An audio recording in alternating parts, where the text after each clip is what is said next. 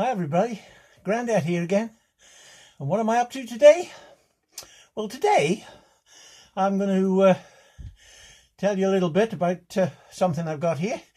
And it's the second time I've visited this subject on my videos. I did a video earlier on about this particular character who lives in Shropshire, or was born in Shropshire. Didn't live there all his life, but he was born in Shropshire, in Shrewsbury, where I lived.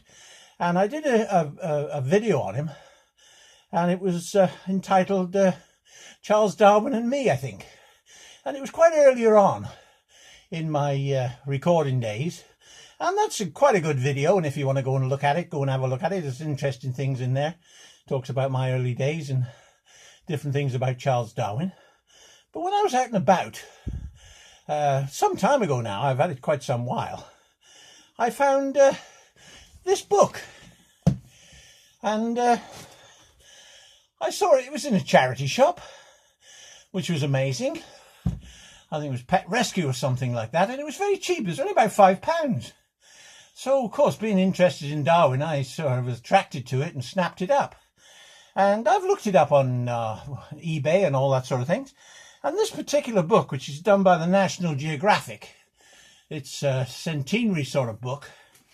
And they range in price from $50, I've seen them, down to about $26. You can get them all sorts of prices, so shop around if you're thinking of getting one. Make sure you find the cheapest price you can find for it.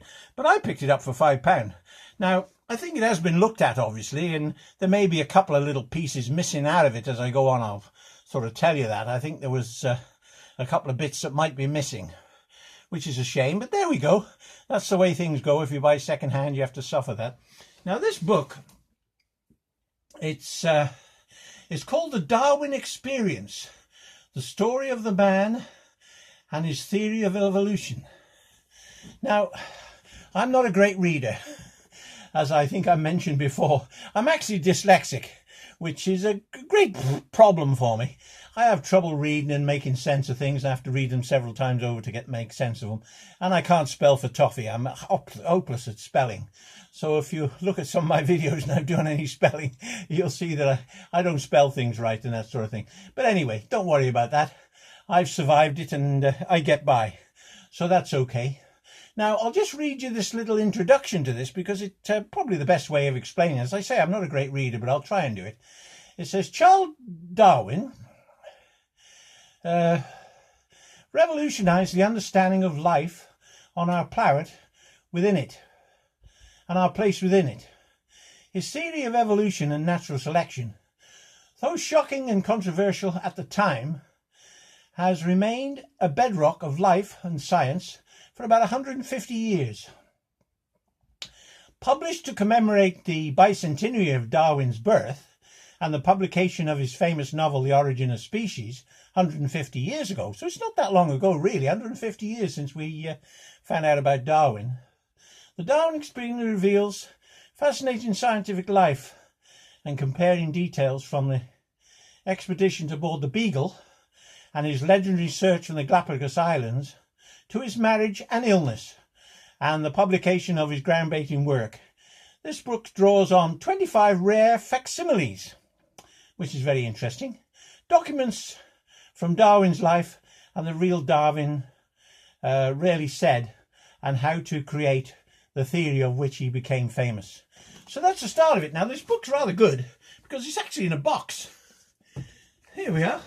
It's a box, and it shows you on the box there all the things that's inside this book.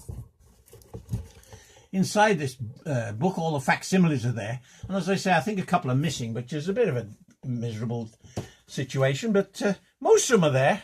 I don't know why anyone would have taken bits out, but it may have fallen out because obviously they're loose in these books.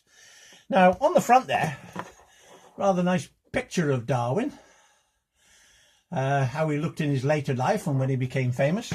And I don't quite know who did that picture of him, but it's very good. And I love this book. It's been very well made. It's bound up and looks like a really old book with its leather covers on it and all that sort of thing. So it's really attractive. And I love the inside. This plate here. It's not the inside, but the inside cover has got this oily looking print on it. And there's another picture Another lovely picture of Darwin on the front there. And this book actually starts off, and of course it's full of lovely illustrations. I mean, some illustrations there of birds and monkeys, as he was interested in, the famous monkey pictures of Darwin in the contents. Now, this starts off, there's an introduction and a lovely bird of paradise, which I think I showed once before on the video, and pictures of the coast where Darwin went and looked all around the coast of different countries, and butterflies there, which he was great interest. Now,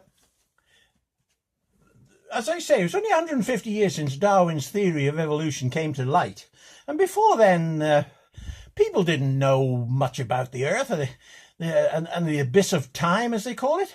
The first chapter in here is the abyss of time, and it's very good for me that I can't read very good, and it's not all reading. There's a lot of pictures and different things in this book. I'm not going to bore you with reading everything about it, but it shows you different philosophers and people of religion and people who studied rocks and all that sort of thing, and famous people. I won't mention them all because if I miss them out, then it'll spoil it. But there's very great people that studied it, and according to this chap here, he worked out by looking at the Bible and different things in religion, and he estimated that the Earth was about 6,000 years old, and that life sort of created about 4,000 BC. Now, I don't know why he thought that, reading religion, and he studied it a great deal, and he was obviously a clever man. But there's obviously, by looking around you, the geology, and I'm into geology, as you know, and you can tell that the rocks are much older than that. I mean, the Earth's been around millions of years, and therefore that's a little bit of nonsense. But I'm not a great religious person. My wife's a bit more religious than I am, so I go sort of contest with her just to keep her happy. But to be honest, I'm not very religious. In fact, I don't like religion at all. It's caused such a lot of trouble in the world over the years, different religions fighting each other and condemning people to death and all that sort of thing. And I think religion's it's a man-made construct. I mean, man developed religion because he couldn't explain what was going on, and he thought it was something to do with the devil and worshipping and all sorts of things. And so I think religion was a construct. Now, if there is a God, I'm not saying there isn't a God. There may well be a God that created everything on Earth, but we aren't privy to knowing who that is or anything about him. I mean, he keeps himself very much aloof, and he probably watching down on us, laughing and saying, that's a load of nonsense. But people believe in all sorts of things. There's lots of religions, and if there's so many religions, how can they all be true? And as I say, there's a lot of hardship been caused by different people with the religions and condemning people. And they've all done it. I mean, I'm sort of Christian, I suppose, because I have the Church of England. But they don't, it's not a dogmatic sort of religion. And I go to church, I go to weddings, I got married. And I go to christenings and different things like that. And I think it's a good thing. And of course, Jesus Christ was supposed to be born on Christmas Day, and I celebrate Christmas. And some religions don't celebrate Christmas. They pester you to death in the street and come knocking your doors, and you'll know who I'm referring to. But they pester you about it, but they don't believe in Christ. And they believe in the Old Testament and follow the rules of that. And I don't know, it's all a bit crazy as far. God botherers, I call them. God botherers. Anyway, if there is a God, good luck to him. He's obviously decided that we aren't going to be privy to his actions, and he's quite happy with what we believe in. I should probably get buried in church and all that sort of thing. And I'll probably be cremated because I can't see any sense in putting me in the ground and having a gravestone for people to go and worry over. So that'll probably what's happened to me. But I'll go to church. And it's a construct of man, which is... So anyway, getting back to I'm going off the track here and mithering. So, but then you go on, the abundance of nature. And these are, again, famous people that studied different things, all in this book. And I suppose this is a little book review, I suppose, this video. And there's all sorts of things. There's pictures of fossils and minerals and different ways, and people have sort of tried to understand what was going on. And fleas and bugs and the little monkey there, I don't know what he's all about. And Of course, it goes on to talk about Cambridge University, which Darwin, I think, went to Cambridge. I'm not sure whether he did or not, but Darwin, and he was a scholar there, and there was different people that sort of taught him and different things. Now, the interesting thing about this book, on some of the pages, you've got little folders, a little pocket. And if you go in that little pocket, you'll find a couple of, sometimes there's 2, sometimes there's 3, little bits of information.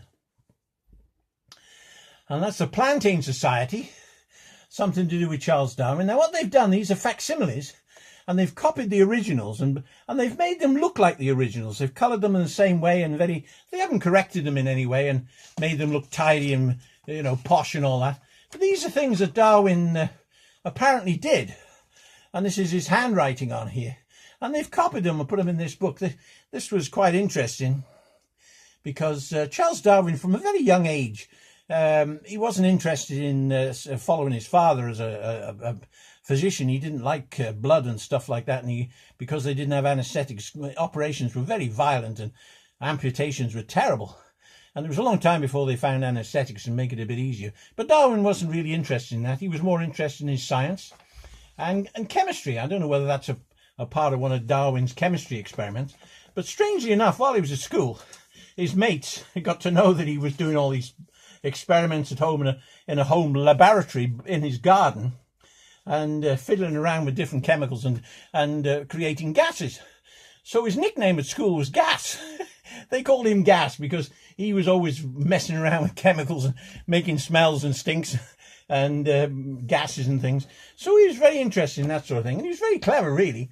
And this is another page in here on Cambridge University, and again there's a lot of pictures in this book, which I love, and all the different people that Darwin came into contact with during his education. And again, there's another little folder here, and I think this is an expense sheet or something, and it's got all things written down of Smiths and Taylors and different people that Darwin had to sort of go through, and it's sort of a list. But it's I haven't read exactly what it's all about, but it's interesting. Land, different things, plaster and different shoemakers and all that sort of thing. And they fit into these little folders inside this book because the pages are quite thick.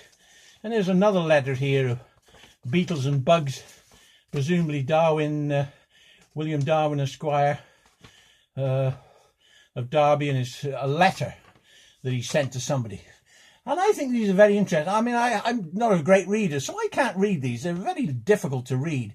I'm glad they haven't made them so you can read them, really, because they wouldn't look authentic then. They're facsimiles of the... And Darwin wasn't a particularly good scholar. I mean, whether he couldn't read very good or write very good, I don't know. But he certainly, his writing is very poor, really, and I can't read it. I'd have to get somebody to help me to decipher what those letters and papers are all about. But it goes on, and now we're getting up to the voyage of the Beagle. And there's a nice picture there of the Beagle on this page. A picture there up in the corner, I hope you can see that, of the Beagle. And it shows you a map here, a drawing of the actual Beagle and its internal workings and where everybody had. And it was very tight. I think there was 74 people on this ship when it set sail, with a crew and different people. And so it was very cramped and not much room. And Darwin had to work in his bedroom with all his bits and books and bits and nuts, all sorts of things. And I think this here is a microscope which he took along with him. And that's undoubtedly what Darwin looked at things. And inside here, this fold-out piece, is a map of the course of the Beagle around the world on its 5-year mission, and it shows all the places. It's only on one side. Shows all the places where Darwin visited in the ship's course all the way around the world, and that's very interesting. And there's another one, and this has got a picture of the captain of the ship, Captain Fitzroy, and that's him there, I think. And it tells you all about there. There's another thing, a lot of instruments that Darwin took along with him, different instruments and things on board the ship. And so that's very interesting. And I don't want this video to go on too long, so I've got to scoot along a little bit. And there's a telescope there and another lovely picture of the Beagle in the thing. And this is cast in South America. And there's another map here, which is undoubtedly drawn by Darwin and coloured. And it shows all the, I think it shows all the different rock formations which Darwin encountered along his way, because he was a bit of a geologist, and so he encountered and showed all the different rocks that he found, and all the different natives and people that were there. And there are very interesting little pictures in here of the natives and different people in the Beagle unexplored lands, it says, in 1830, broken free from the Spanish and different ones. And it's, as I say, it's very interesting. And there's another one here, Don Quixote, so much of a gaucho. So the gauchos, he was interested in gauchos. When I read his books on, he went ashore for some time on his voyage, and he travelled into the different places, and he met gauchos. And there's a letter there, which I think is it's actually like a passport, giving him permission to go and look by the president or somebody of the country. And that's like a little passport. They didn't have passports in them days, but he needed a letter of introduction or a letter giving him permission to go. And so he went and studied gauchos and different things like that. And of course, the animals he was really interested in. And fossil discoveries. Now, Darwin, as I say, he was into rocks and fossils. And he was amazed at some of the fossils that he found on his travels around the world. And he found these great big bones, and he realised then that there was animals on the earth far longer than what the current thinking was. And he was astounded by the size of these bones, which were probably dinosaurs of some sort, but they didn't have dinosaurs nor know about dinosaurs. But so he was very interested in that, and there's some wonderful pictures and stories about that. Now, he was very interested in people, the people he encountered, and Terra de Fuego and the shock of the savage.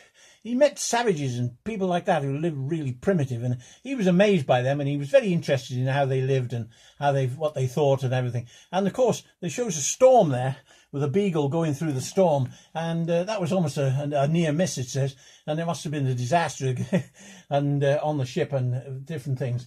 Now, one of the things they did, Captain Fitzroy it was, really not Darwin, they got one of these native boys, and they took him to England and educated him, just to see whether it was possible to turn one of these savage type people into upstanding citizens, and taught him English and brought him over. And I can't think what they call him. I thought they called him Jimmy Button. I don't know, a Jimmy Button. And here's some pictures of him as a young boy, and then he got older and he was turned into quite a nice, handsome young man. But they took him back to his native country eventually, when he went with Darwin on the ship. And as soon as he got there, he threw off all his clothes and reverted back to his native ways. So that was a bit of a waste of time. But Jimmy Button is an interesting little bit of information. And of course, there's another map there that folds out, a facsimile of an original map done by Darwin and different people. So we go on again. Now, the Galapagos. I mean, you can't really talk about Darwin without mentioning the Galapagos Islands. And there's another map there of the Galapagos Islands. The origin begins, and he starts finding things. He was very interested in tortoises. There's huge tortoises on these islands, and he was very interested in that. They shot a few and ate them, but that was by the by. And he was very interested in the birds and how they changed from one island to the other. There was swallows and swifts, or whatever they were. I'm not quite sure what they were, but he was very interested in those. And there's another little, another across the Pacific and around the world. And there's pictures of different places that Darwin visited and information on that. And another little booklet there. I'm not quite sure what that is, but it's a little notebook, I think, that Darwin would have kept and written things down in. And there's a compass there, which undoubtedly belonged to Darwin, and would have been very useful to him to know which way things were. And now then, this is interesting. To marry or not to marry? Darwin pestered over this. He wasn't sure whether he should get married, which is strange. You'd think he'd want to get married. Now, his father, which I can't quite remember his name now, was Josiah Darwin. Not Josiah Darwin, whatever his name was. Robert Darwin, the doctor, he actually married, what was her name now? Wedgwood. Now, Darwin's was a doctor, and as I say, and Wedgwood was a pottery business. And Josiah Wedgwood had a big pottery business in Shropshire. And I've got a bit of Wedgwood pottery in my cabinet. And it's very interesting. And so he married a Wedgwood. Now, I'm not quite sure. This is another picture of Darwin, in which I showed before in my other book. And there's another bit of paperwork in here, which I'm not going to go into, but it's something of interest. Notes and drawings on different things from Darwin. But what I want to draw your attention to, and what I want to show, is Emma Darwin. Now, this is Emma, who he eventually married. He decided that he would get married, and he married Emma. And I think they had several children, one of which died very young, and that really upset Darwin and really put him on a course against religion, because he thought, how could a just God take such a young girl and beautiful girl and make her ill, and she died, and he was very upset about that. And I think that put the tin hat on his religious beliefs. But there's Emma, and she's very pretty. I mean, very pretty girl. Now, the thing about that is that she was a Wedgwood as well. She was actually a cousin, because he got married and his mother and all that. So he had a cousin, Emma. And it was quite common in those days to marry cousins, because you didn't meet that many people. So the people you got involved with was usually relatives and things like that. So he married Emma, and really, really pretty. And I'm thinking they made a really nice couple. And of course, then they moved to a different place. And then there's another booklet there, The Diary of Darwin, and it's all written. And there's a famous sparrows, or whatever they were, swallows or sparrows or something, and all the different beaks. And he's famous for those little beaks and things. And he started to formulate all his theories on different creatures and how they evolved. And he was coming towards the conclusions that he came to. Zoology of the Beagle, and that tells you all about the bats and bugs and birds and fish that he studied. And he took a great many specimens. I mean, he must have taken hundreds of specimens and stored them somehow on the ship to take back home again. And he wrote letters. I mean, it took weeks for letters to come back from abroad to England, and saying all the different things that he'd found. And he studied all sorts of stuff. Geology of the Beagle. And this is another sort of look at different foreign places which Darwin sort of looked at, and fossils and minerals. And he was very interested in that. And there's another plate there, another bit of information in there, which I won't get out, because things is going on. It's taking a little bit longer than I thought. I'm at 22 minutes. Now, at home with the Darwins. Now, they lived in Down House in Kent. Down House is where he finished up. And it was a lovely place. He had children there, and everything was 1839, it says. Broadwood grounds. And he had a nice house. And as I say, he never had to work, really. He always had money. And he had a nice music room. And I think that may be the daughter that died. I mean, there's a picture there, a lovely little picture of a little girl. And I had to understand from reading about it, I'm not 100% sure. But she died, unfortunately. And this is between Mary, age 10. I don't know whether that's her anyway. And there she is. I don't know whether that's the same little girl. It looks like the same little girl. And he was very upset when something happened to her. And he had what he called a walking and thinking path. I think he had one in Shrewsbury. And there's a thinking path. And he used to take a constitutional every day after breakfast. And he'd walk round a path that he built. And he would do a lot of thinking and studying and pondering about what he was going to do. Now, another thing that Darwin was interested in, strangely enough, was barnacles. Now, he did an awful lot of work on barnacles. They're very strange barnacles. I mean, you think they're just seashells and not very interesting. But he studied them, and he found them fascinating. And he formulated great theories on how barnacles worked. And that's very interesting. And then putting the puzzle together, he started to formulate things and corresponding with people, and he started to put his theories together and write up notes and books on the Galapagos Islands and how things came to be. And it says there they were 100,000 kilometres, 600 miles to the west. And he looked very closely at things, and he was meticulous in his way. I mean, I don't think he was a great scholar, but he was very meticulous in things.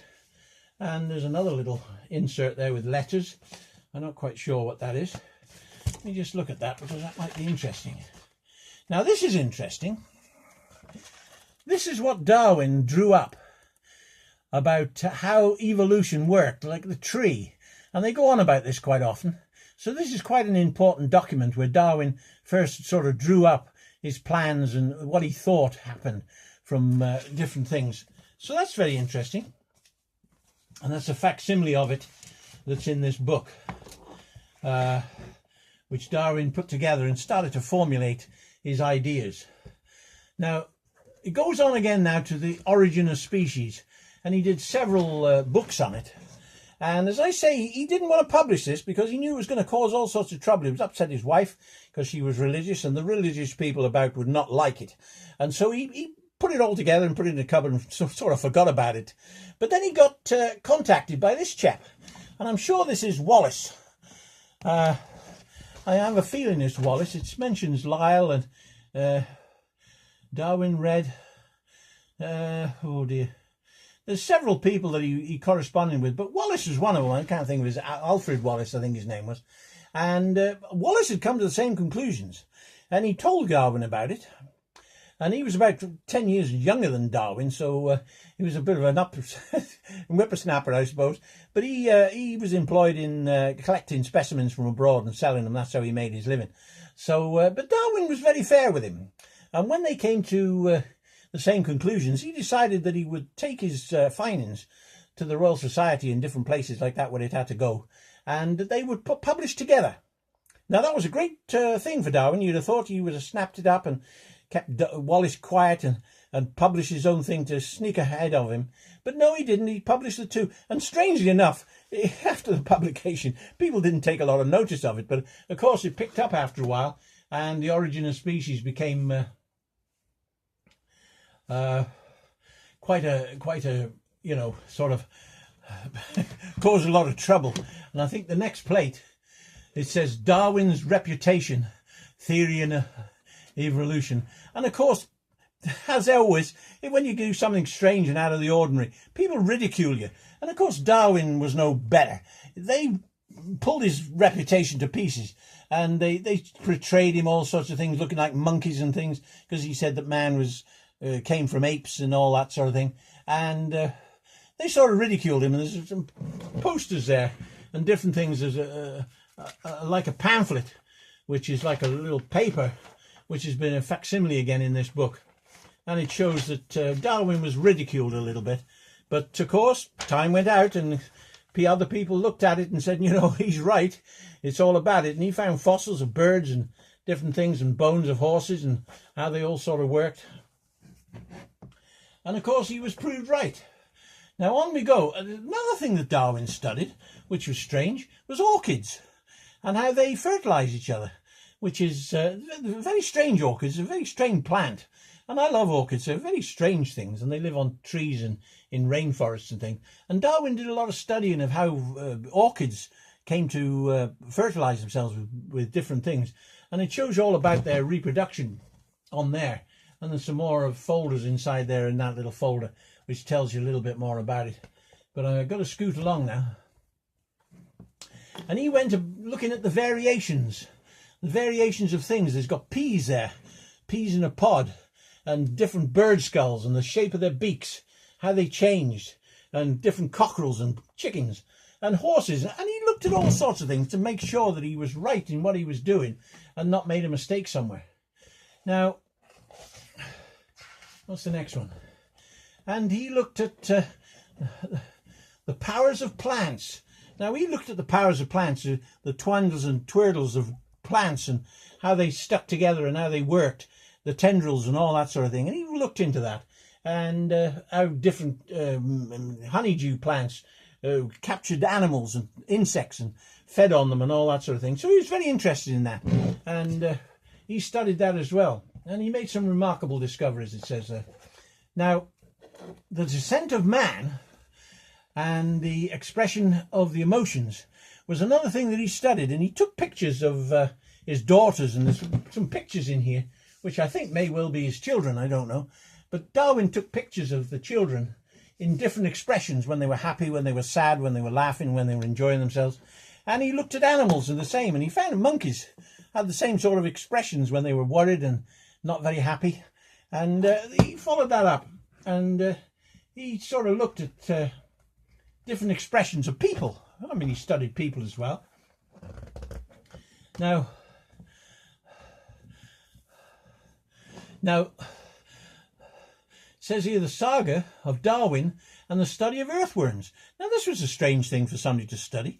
He realised that earthworms were really changing the ground. They grew up and they took vegetation down into the ground and built up new soil and all that sort of thing. And they were good recyclers of debris and fungus and all, grass and all that. They dragged it down into their tunnels and ate it and created new earth. So he studied to a great extent earthworms. And that was another thing. He had a patch of ground in his garden where he'd go and look every now and then to see how the earthworms were faring and how they were changing the earth. And he studied the little hills of soil that the earthworms pushed up. And he realised that they were recycling and pushing the earth up. And so things which were on top, a stone would have to eventually be buried by the earth coming up. And that was very interesting. And he did a lot of experiments with earthworms, and he looked into earthworms greatly. Now, Darwin's death and legacy.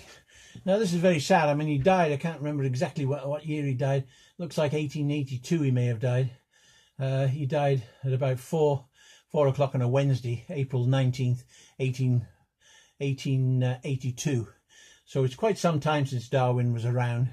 And his little bit there about his funeral, and there's some bits and pieces in here, the order of the ceremony and different things that they did for Darwin's funeral. And it was a really great loss. Now, that statue, I told you about this statue in Shrewsbury outside the library or the school where Darwin went, and that's a picture of it. And he's got a stone statue there with Darwin sitting in his armchair, looking like an old man there. But that's quite an interesting thing. If ever you visit Shrewsbury and you go down by the library on Castle Street, you'll see that statue of Darwin sitting outside there. And they also made medals and coins, which I'd love to get hold of, but I haven't managed to find one. And that's very interesting of Darwin. Now, that's the end of the book, because obviously he's died now, and all the rest is just the index. So I found this very interesting. Wonderful little book. It didn't cost me much. I mean, if you want to buy one, obviously you've got to pay a little bit more money. If you want to buy one off the internet or somewhere, you have to pay a bit more money. But to be honest, I would have paid a lot more for this book than it was sold for. Because I'm very interested in Darwin, and I would have paid a lot more money for this book. But anyway, that's all they wanted in the charity shop, so I paid it and bought it, and I was very grateful. And I'm sorry there's a few bits missing out of it, but I mean, they fall out and people look at them, I suppose. But it looks in pretty good nick. I don't think this book's been mishandled or mistreated in any way. So that really ends my conclusion of my second video about Charles Darwin. And look him up, because he's an interesting guy. Now, I'd like to ask you to subscribe to my videos, as always. And put a like up if you like this little bit of introduction and book review on Darwin. And look at that other video that I did, because that tells you another little bit more. It's the same sort of story, but I've said it in a different way, and I wasn't studying this book. But that's in my collection, and I think it's really good. So I think that's all I'll say on it's gone up now at all 34 minutes, so it's 35 minutes video, which is strange for me. I ramble on and tell all sorts of things. But anyway, here we go. And it's a little bit chilly today, but the sun's shining. It's a very nice day. And I'm going on with my chemotherapy that I'm suffering with at the moment, and having all sorts of tablets and things, so it's wearing me out a little bit. But I still managed to do a few videos and do a few experiments. I got my table here all covered in junk, which you can't see, fortunately. But I'm experimenting with things. I'm having a bit of trouble with my electronics, but I'm still working on that. So until next time, when Grandad brings you something hopefully more interesting that works, and we don't have problems with it, as I always do. I mean, very often I fail, and that's an interesting phenomenon. Sometimes you fail with things. Don't give up. Just keep trying. You never know. You might find the answer to it. And sometimes things work, sometimes they don't. And that's interested of science and experimenting. You know, something different happens and things don't work. But then again, if you keep trying, hopefully you'll solve the problem and you'll find everything's work. So, and if I find that I get things to work properly, and I may bring it back in another video or add it into another story. Anyway, that's my end of this today. I'm rambling on again.